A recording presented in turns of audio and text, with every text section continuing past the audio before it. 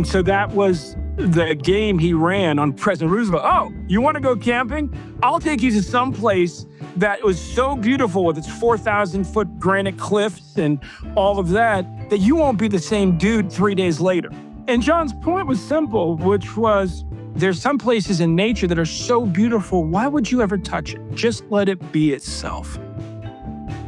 Welcome to Good Citizen, a podcast from the Theodore Roosevelt Presidential Library. I'm Ted Roosevelt. My guest today stands at the crossroads of two great American causes, the fight for justice and the defense of nature. Ben Jealous is the executive director of the Sierra Club, the former president of the NAACP, and the author of Never Forget Our People Were Always Free, a parable of American healing. In this conversation, we talk about what it takes to lead in turbulent times, the weight of history, the cost of courage, and the enduring promise of common purpose. Ben reminds us that the forests, rivers, and open skies are not the inheritance of one group, but the shared birthright of all Americans. It's a frank, wide-ranging, and ultimately hopeful discussion about the duties of citizenship and the moral fight to protect both people and planet. Let's get into it.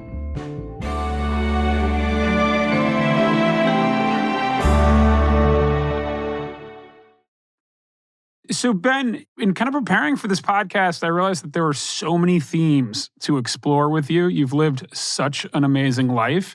You're probably the only person to have been the head of the NAACP and the head of the Sierra Club. How do those two things fit together? I may be the only person ever in history to have led both groups because these are jobs that kill you. So, 35, I became head of the Sierra Club. And when I was 37, I had just like an existential crisis because I went through every NAACP president that I knew the life story of. And so that starts with Walter White, who becomes president in his late 30s in the 1930s, dies of a heart attack in the early 1950s while still leading the NAACP. And from that point to me, that job had either done irreversible harm to the health of the CEO or to their reputation or both. And I was just like, what am I doing? And I went to a mentor and I was like, this job, like it's a killing job. And my mentor said, so what you're saying is that you want like a plan, like an exit plan, like you want to know how the story ends and what you do after. And I was like, yeah. He's like, have you ever had a plan? I was like, no. He was like, how's that been working for you so far? I said, pretty good. He said, so why would you want to mess up your secret formula right now? And I was like, I guess you're right, boss. So yeah, it's been a wild ride so far. What is it about that role that's so detrimental to your health? I mean, obviously the subject matter is a challenge, but is there something more to it that makes it such a challenging role to have? It's two things. You're traveling everywhere, tending to a flock of 2,400 chapters. So you are all through all of the country all the time. But what really, I think, makes it hard is the amount of trauma that you're dealing with without warning all the time. The relationship between the police and the Black community means that, it often heats up in the summer. So it always ruins any vacation you have planned. And it does so ruthlessly without warning. I remember one week I came home to my then wife, thought I was going to have a week at home to focus on my health, go to some doctor's appointments, focus on my marriage, be present, do the chores, all the things. And I get a call from the head of the Florida state chapter of the NAACP. And she says, Ben, I need you in Sanford, Florida today. They still haven't charged George Zimmerman.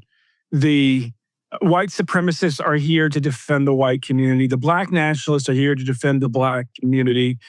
Thousands of people are gathering, and I'm afraid the whole thing could blow. And I always kept a packed suitcase, and I went to my wife. I said, I'm sorry again. I got to go. I'm hoping to be back tomorrow. I was in Stanford for 10 days. That night, we had a mass meeting of 2,000 people. We had to send another 50 people to try to divert a march that appeared to be headed to the police station to cause, violence and mayhem. And the good news is a year and a half later, when the verdict came down, we weren't worried about Sanford, Florida anymore. We had done so much work with the Republican mayor, the Democratic city manager, one white, one black. That city had actually pulled tighter together, and the FBI, Community Relations Service, really had no concern that whatever the verdict was, there would be any problems in Sanford. But the smartest thing I ever did, brother, was decide at 41 that I had to step down from that job. I stepped down from the NAACP. I said, we're stepping down to spend more time with my family, which was code for save my marriage. And the other, I was walking a heart attack. It sounds like you learned some lessons around how to manage your life, but in joining the Sierra Club, I hope you took some quality of life lessons as well with you, because that is an extremely complicated job as well. Were there any lessons from the NAACP that are applicable, that you use, that you draw on as the head of the Sierra Club? Yes, because the number one lesson is not actually a life lesson. It's a lesson of why the NAACP runs so well, which is train, train, train. Civil servants understand the value of relationships, knowing each other, meeting together to foster those relationships, and then training all the time. And it really allows you to have great confidence in that role. There's certain things. Sierra Club, on the other hand, has had precisely one national convention in 133 years. But as far as like surviving it, a few things. I mean, one of them is to really be conscious, not just of the impact your work's having on your kids, which I was always conscious of, but that it's really having on your life partner. And it's just easier to put your love for somebody else in a bottle in your pocket and be like, when I just get out of this tunnel, when I get out of this excruciating job, when I get out of the cauldron that is parenting, we'll just open this bottle back up and it'll be well preserved. And then one day you realize that that the bottle broke in your pocket. Mm-hmm. And so, this time around, it's less a barbell, it's more a triangle. It's about my relationships with my kids. It's about maintaining my physical self. And it's also about my relationship to all the other people that I love. My partner, my family, my friends, and just trying to show up regularly in the right way in those relationships, because it's the source of so much resilience in leadership.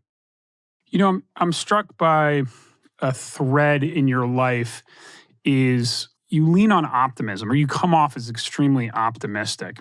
And the two roles that we've talked about that you've taken, the head of the NAACP and the Sierra Club, there are enormous communities of people that are putting a huge amount of emotional weight on you as leaders of those organizations.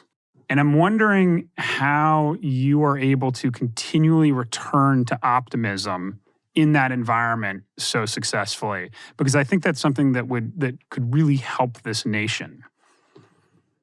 Something that we share is we come from old American families. Mm-hmm. My father's family's been in this country for 401 years. He descends from the junior of the two partners and co-founding the Massachusetts Bay Colony.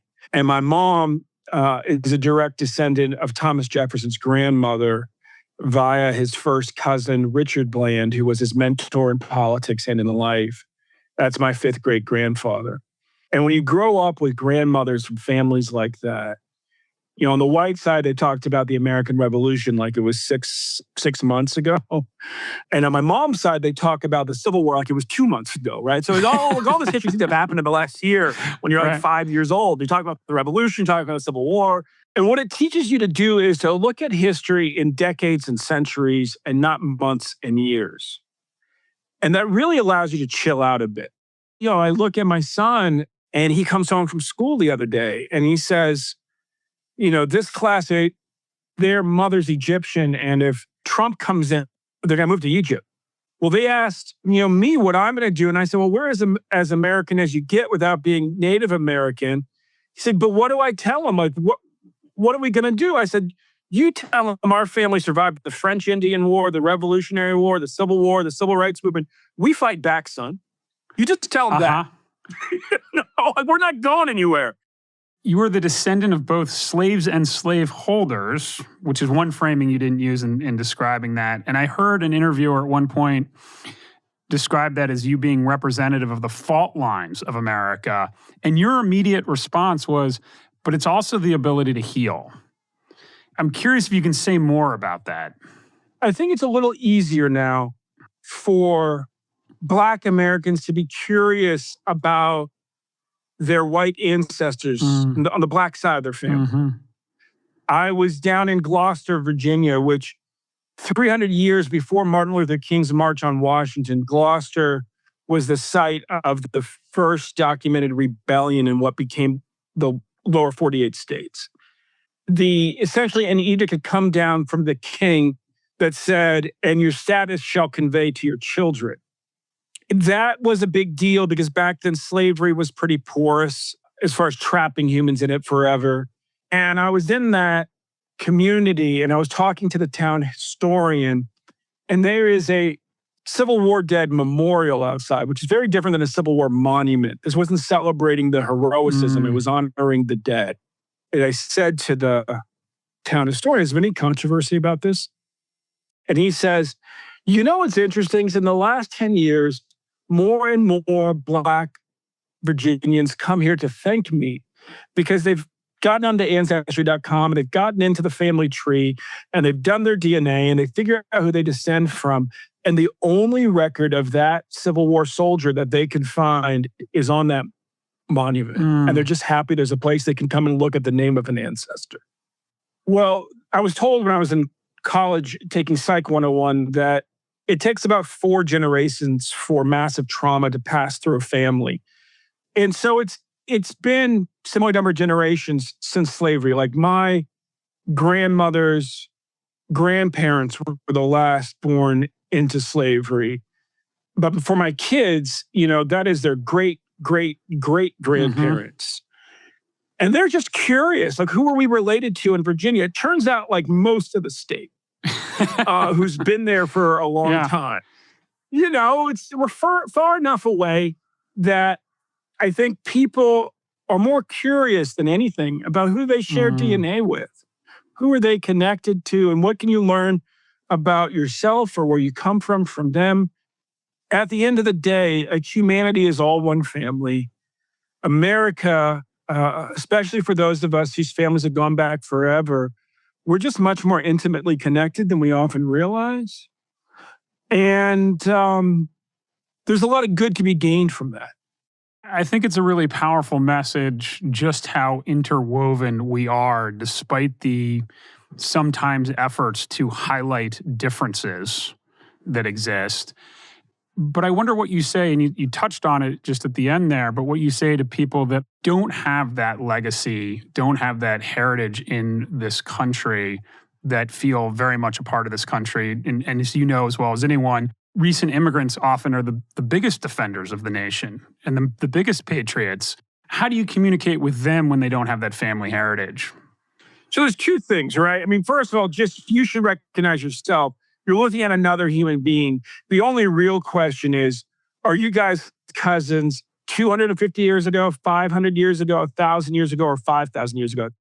But the other thing is to really own what it means when you're an old American, what it means, what of your legacy, of your family's legacy, of that tradition is relevant to America today. And the most important one is we became Americans, our families, the day our families decided to come here. I was with Alec Baldwin. It appears that we're cousins in like 16th century England and maybe in New England. I descend, there's Baldwins in multiple parts of my family tree. How much time are you spending on Ancestry.com? I mean, it feels like you've identified everybody. It's funny. The Black side was like a decade of my life. It was so hard because slave records and stuff, they're all interrupted. And the white side, man, I got a bottle of whiskey and like stayed up till 5 a.m. and I was back at like year 0 because Roman records are so solid, right? You're just running down family trees. But then I was on Finding Your Roots and Henry Gates gave me a really beautiful family tree. And that one has a bunch of Baldwins in it. And so I was talking to Alec and we were trying to figure out where exactly we might overlap. But it's clear we both descend from a bunch of Baldwins. And he said, Ben, I'm an old American and like you. And what that means is, and my people didn't show up with papers. They didn't come through Ellis Island. They invaded somebody else's country as part of a movement defined by an idea. And you were an American the day you decided to leave the old world and come to the new world. People who would then convert that into some fascist notion that somehow blood or religion defines your nation, other than just deciding that I'm going to live in these borders and I'm going to believe in the ideal that unites the people of every faith, of every color within these borders. And that's, I think fundamentally what, as an old American, you have to give is a humility that says, yeah, we showed up here vulnerable too, and a conviction that says this nation is about this. Freedom is about, this. Innovation is about this. Equality. And if you're down for that and you want to live here, then we're down for you, because this is how we renew ourselves as a nation. I love that answer, and in part because I don't know how many of these podcasts we've done, but one of the themes that we've tried to explore is what are the shared values, what is the connective tissue in this country today that people can look towards. When I was growing up, it was sort of clearer to me, and now it feels like it's been harder to find. But the one that you just described feels durable. And I'm curious because I want to talk about your book, which is one of the best titles of any book I've ever come across. Never Forget Our People Were Always Free. But you said the reason you wrote the book was out of an urgent need to reaffirm your own belief that we can hold our nation together and avoid a second civil war.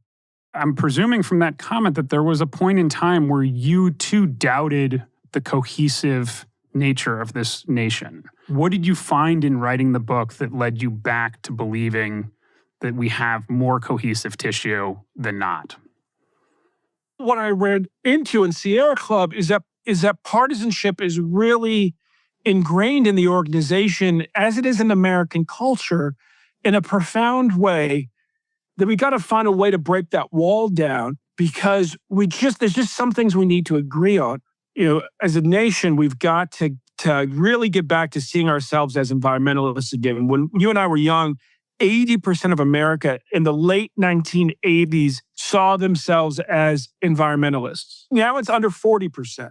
As I age, I'm increasingly less partisan. I think, what's really most important to me, again, going back to just being raised by grandparents who are raised by grandparents who are raised by grandparents who are, at the end of the day, optimistic about what was possible in these borders that define the United States. What's most important to me is that we find a way to hold it together. And I'll tell you, Ted, the best way I know to do that, it's funny, and it comes from being Black. When you're raised Black in this country, you quickly figure out that you're expected to be bicultural, that there's a way that, that we speak, there's a King's English, and it's defined by basically educated white Americans who define the business culture and the political culture of the country. And then there's a dialect. And that dialect, by the way, look, this can be Yiddish, the Jewish community, right? It can be kind of an Italian English, and it's also Black English. And you got to speak both. If you're from one of those ethnic groups, you got to be able to go back and forth. And you're from New York, you might speak all four, right? You might be in Harlem saying oy vey, right?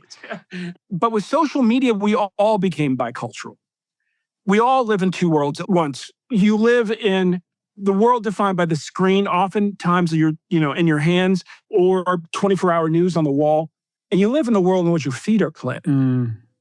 And so I spend as much time as I can in the world in which my feet are planted. I turn off all the 24-hour news and I consume media like it's 1987.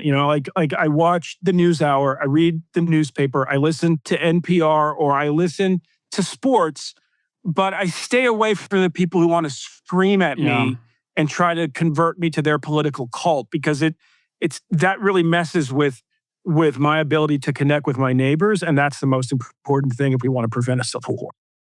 How do you kind of marry those two challenges of being nonpartisan, living in the world the real world as opposed to the screen world, and still navigate and presumably push back on very real challenges to the objectives of the Sierra Club? It's so multifaceted. I mean, like the easy answer is, look, we're in court and we're suing. And a lot of this violates laws. And we proved in the last Trump administration, I think we filed more than 300 lawsuits. We won well over 200 of those lawsuits. And we're doing the same thing again. Sierra Club, we've shut down more than 380 coal-fired power plants around the country. But the most important thing is to really go to the American people and set aside everything that you learned in college about how to communicate. The jargon, the multisyllabic words, the scientific-based arguments that require algebra to understand, and just boil it down to like third grade English and the things that are really important. And the things that are really important to Americans relate to the economy, health, and education. When you talk about health, you talk about it shouldn't be this hard to breathe. That coal-fired power plant that they're cranking up, let's be honest with you, what that means is they're comfortable with killing more of your neighbors. It's just a scientific fact. It's just mathematical that if more coal is burned, more pollution comes out, more of our neighbors die. And now people start to turn on because you talk about climate change. Well, that's 10 years away. It's 100 years away. It's, whatever. But if you say, no, like it's going to be more poisonous to eat the fish. It's going to be harder to breathe. More neighbors are going to die. Well, now I got to focus on that right now. And so that's where you got to keep the conversation. You got to keep it to the things that really matter to people in the short term. And that's jobs and it's health and it's education. I think that's generally true, but it's worth noting that quite a few House members and senators voted for the recent budget reconciliation bill. And that bill gutted many of the Inflation Reduction Act's key tax provisions. It's going to kill a lot of clean energy jobs, particularly in red districts, which currently receive about 80% of the IRA's economic benefits right now. And yet that didn't seem to sway the vote. Political identity appeared to outweigh the economic interests of their own constituents. And that frankly surprised me a little bit.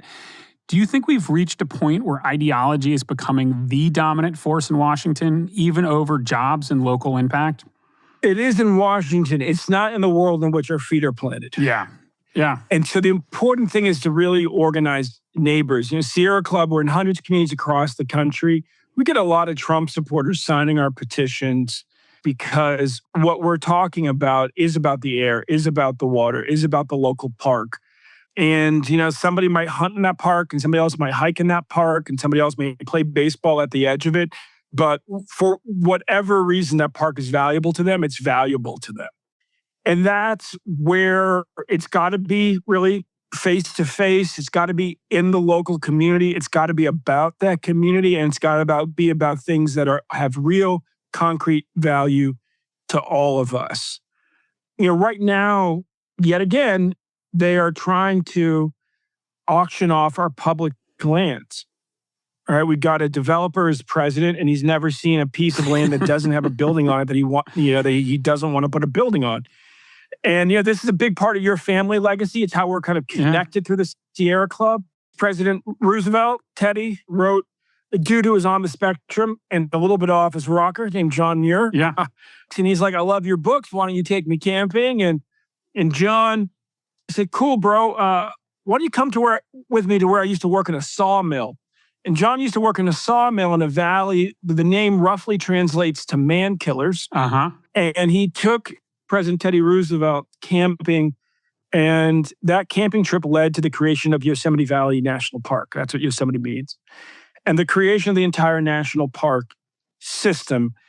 And so that was the game he ran on President Roosevelt. Oh, you want to go camping? I'll take you to some place that was so beautiful with its 4,000-foot granite cliffs and all of that you won't be the same dude 3 days later. And John's point was simple, which was there's some places in nature that are so beautiful, why would you ever touch it? Just let it be itself. And that's how we at Sierra Club created the preservation wing of the conservation movement. Now we've got Congress people who want to auction off our national parklands. And it really does. You and I were talking about what it means to be an American. It strikes at the essence of what it means to be an American. And the Sierra Club, these days we talk about president may try to take away our nonprofit status. And I'm grateful to everybody who gives and who leans in and helps us maintain our tradition and our organization. The last one that tried to take away Sierra Club's nonprofit status was in the late 1960s when we stopped the effort to turn the Grand Canyon into a reservoir. Imagine America without the Grand Canyon, just a big reservoir for Los Angeles. And then imagine what would happen if we were like, oops, we made a mistake and we drained it. It would just be this nasty mud pit with all of those beautiful formations gone. In Europe, they've always preserved the best land for kings. In America, this nation where we believe that the very idea of a king violates the fundamental rights which God granted to all of us, we've always preserved the best land for the people. And the notion that any president thinks he can rob the American people of their birthright is an anathema to the notion of America itself. With that sentiment, I'm going to ask you the final question, which we ask everybody, which is, what does it mean to be a good citizen? My uncle who works in a lumber yard at 75 years old, doesn't think he'll ever be able to afford to retire up there in northern New England where our family's been for so long. My uncle taught me how to use a chainsaw, how to use a shotgun. He was my hero when I was a kid. He was the captain of the local volunteer search and rescue in Freiburg, Maine. He spent his life on the rivers. He spent his life in the mountains. He spent his life on the highways, saving lives. And then one day he stepped down as the captain of the local fire and search and rescue and let one of his other neighbors do it. And I said, why'd you do it and why'd you step down? And he said, this is what it means to be a citizen, son. So we all live in a community, we need to serve it. So, but you don't serve forever and not in the same position. At the end of the day, somebody else deserves to have the opportunity to lead the team too. And that's what it means to me to be a citizen. You really put your faith in your neighbors. You invest love in your neighbors. You accept your responsibility to care for your neighbors. And you train them to be leaders. And then you let them lead too.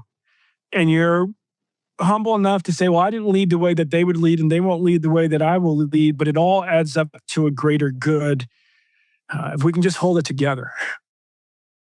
Ben, thank you so much. I really enjoyed this conversation. If you are ever up in New York, please let me know. I'd love to chat face to face. I would love that. And I got to say, man, I've met a few of your cousins, and the family tradition is strong. Thank you for being a part of that. Oh, well, thank you very much. I appreciate it. All right, brother. Thank you, Ben, for such a genuine, open conversation with so many great insights from your life and powerful reflections for our country's future. Listeners, please grab a copy of Ben's book, Never Forget Our People Were Always Free, A Parable of American Healing. It's a fabulous book, and it's a stirring collection of stories that will stay with you long after you've finished. Good Citizen is produced by the Theodore Roosevelt Presidential Library in collaboration with the Future of Storytelling and Charts and Leisure. You can learn more about TR's upcoming presidential library at trlibrary.com.